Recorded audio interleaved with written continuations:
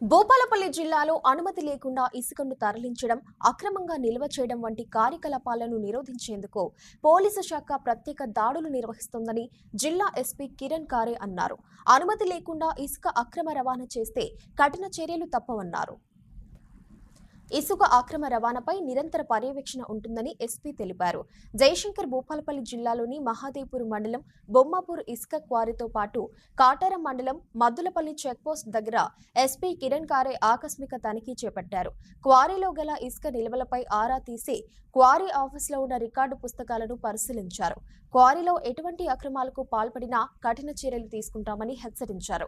జిల్లాలో అనుమతి లేకుండా ఇసుకను తరలించడం, అక్రమంగా నిల్వ చేయడం వంటి కార్యకలాపాలను నిరోధించేందుకు పోలీసు శాఖ ప్రత్యేక దాడులు నిర్వహిస్తోందని, ఇప్పటికే అనేక ప్రాంతాల్లో దాడులు చేసి నిబంధనలను ఉల్లంఘించిన వారిపై కేసులు నమోదు చేసినట్లు ఎస్పీ తెలిపారు. ఇసుక అక్రమ రవాణా చేసే వారిపై prevention of damage to public property చట్టం, మైన్స్ అండ్ మినరల్స్ చట్టం ప్రకారం క్రిమినల్ కేసులు నమోదు చేయడం జరుగుతుందని ఎస్పీ హెచ్చరించారు. ప్రభుత్వ నిబంధనల మేరకు నిర్దేశించిన ప్రాంతంలోనే రాయల్టీ రుసుము చెల్లించి ఇసుక తవ్వకాలు చేపట్టాలని, అక్రమాలకు పాల్పడేవారు ఎంతటి వారైనా ఉపేక్షించేది లేదన్నారు.